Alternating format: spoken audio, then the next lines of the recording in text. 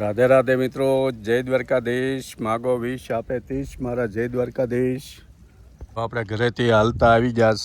અહીંયા લેક જે આપણા ઘરેથી સામું દેખાય ઘરેથી હાલવાનો રસ્તો છે 30 મિનિટનો. અને આજે આપણે આવી ગયા છે એકલા. આજે ઘરે તો દીકરાને ચાલુ હોય એટલે એ ઓફિસ ગયો હોય અને બીજા બધા ઘરે કામમાં હોય. એટલે આપણે સવારનું વોકિંગ કરવા માટે નીકળ્યા હતા 10 વાગે. જો આ લેકે પહોંચી ગયા છે. એમ આપણે ધીમે ધીમે કરતાં રસ્તા ચડી જઈશું. ભૂલા પડી તો ફોન નંબર હારી છે, ફોન કરી દેવાનો. પણ ભૂલા પડી એવું નથી, રસ્તા બહુ સારા. જો લેક કેવું સરસ સુંદર, કાંઈ ઘટે નહીં એવું વાતાવરણ. સવારથી સાંજ સુધી એ બેઠા રહેવું. સવારથી સાંજ સુધી આનંદ કરો. મસ્ત મજાનું લેકમાં આપણે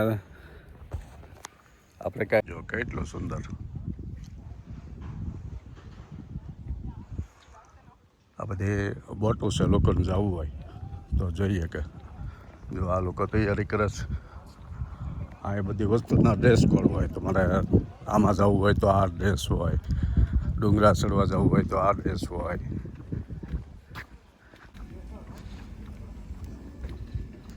આવું આકાશ એકદમ બ્લુ.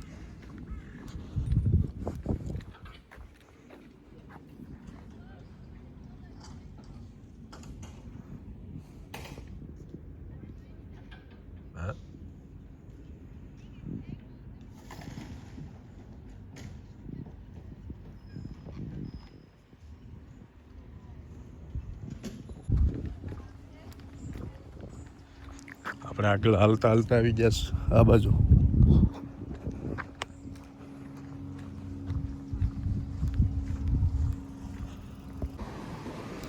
જો આવી ગયા લોકો. અહીંયા બધા લોકો તરતા આવડતું હોય, સ્વિમિંગ, એટલે આ લોકોને સારું પડે. જો છે કાંઈ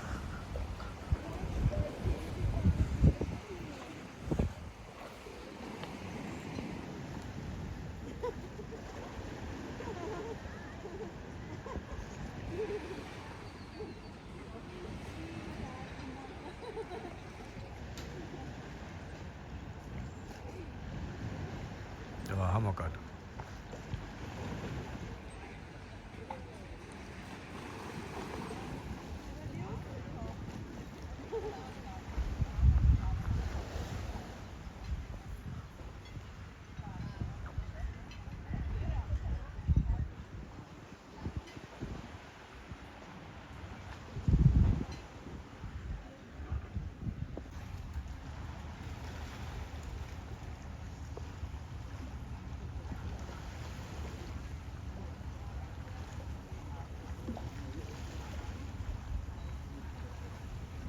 આમ લાંબુ લાંબુ તળાવ છે. આ જો દેખાય ઝૂમ કરીને.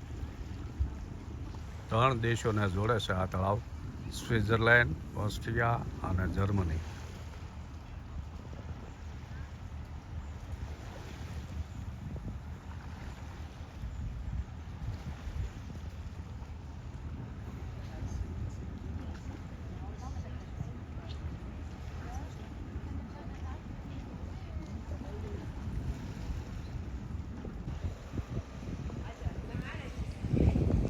મસ્તીનું પિકનિક પોઈન્ટ.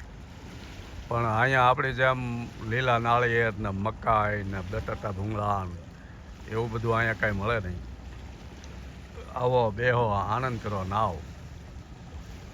એની હોટલો હોય બધી, એ આપણને ફાવે નહીં.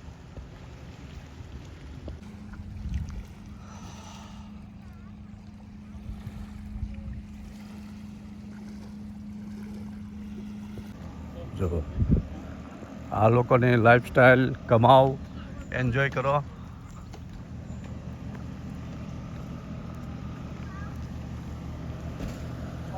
પણ સાથોસાથ આપણે કેમ ત્યાં ઋષિમુનિઓ સંતો કે સાથોસાથ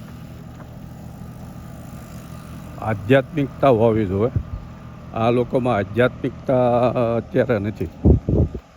એટલે આ લોકોને ગમે એટલી સુખ સાહેબી સુવિધા હોય પણ એ લોકોને સ્ટ્રેસ તણાવમાં બહુ હોય છે, એટલે અહીંયા એકલા રહે જાજો અને એન્જોય કરે, એટલે એ લોકોમાં પાગલપન આવી જાય. એકલા જ રહેવાનું, એટલે હારો કૂતરા બિલાડા પાળે અને આવી રીતના ફરતા હોય.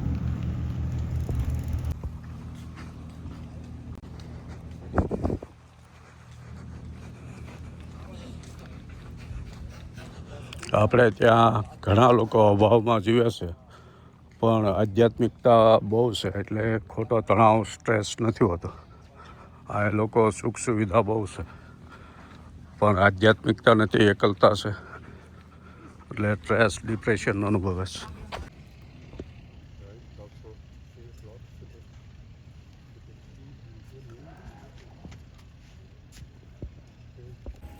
આપણી લાઈફસ્ટાઈલ સારી, આમ આ લોકોની સારી, પણ આ લોકો કસરત હેલ્થ ખાવા પીવાનું એ બધું સારું હોય, પણ આપણે જે દેવ દર્શને જાઓ, મંદિરે જાઓ, પૂજા પાઠ કરો, સત્સંગ કરો, એનાથી લોકોનું લાઈફમાં આનંદ આવે. એ આ લોકોમાં આનંદ આ લોકો બહાર ગોતે.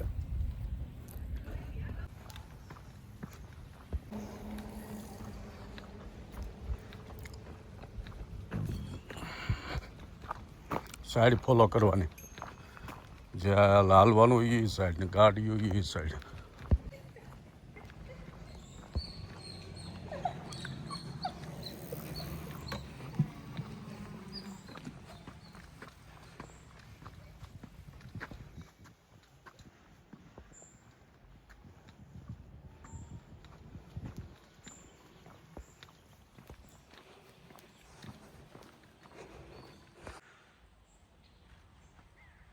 હવે આપણે લેકેથી નીકળી જશે.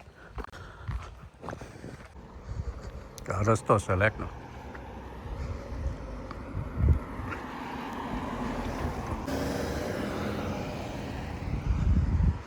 તો મિત્રો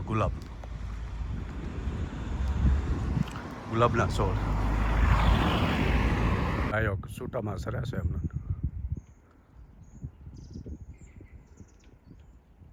અને ઓલા ટાંકા મૂકેલા છે, એમાં ગાયું પાણી પી લે. જો પેલા ઝાડ,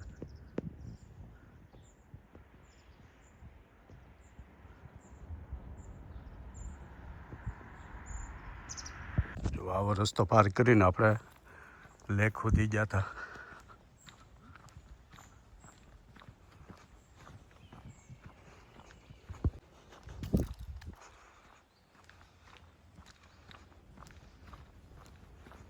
લોકોને સાયકલો હાંકવાનો બે ફાયદા. એક તો શરીરની કસરત સારી થાય, બીજા નંબરમાં પેટ્રોલનો બચાવ થાય.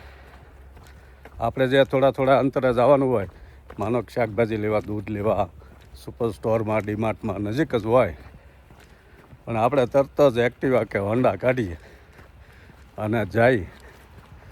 આ લોકો તરત સાયકલ લઈને જાય. સાયકલની વાહે ટોપલી હોય, કાંતને ઓલી ગાડી બાંધેલી હોય નાની એવી, એમાં સામાન મૂકી દે અને સાયકલ લઈને જાય, એટલે પેટ્રોલનો બચાવ થાય, ઊંડિયામણ બસે. એવું છે બધું. જો ગોરધન દાદાની ડેરી હોય એવી ડેરી આવી, કંઈક ધરેલું છે, પણ કાંઈ ખબર નથી પડતી. મસ્તી. મિત્રો આ છે ને એ અખરોટનું ઝાડ આવે છે. નાના અખરોટ આવેલા છે, એમ સાઈઝ થઈ ગઈ છે, પણ હજી પાકવાને 2 મહિનાની વાર છે. જો આ રોડ ઉપર જ છે, દેખાય છે અખરોટ. જો આ હા, હવે સજાવટ કરે. આપણે આવી જા હાલી. વિડીયો ગમે તો લાઈક કરજો, શેર કરજો, કોમેન્ટ કરજો. ઓસ્ટ્રેલિયા દેશના આપણે નવા વિડીયો દેખાડ્યા કરશું. રાધે રાધે.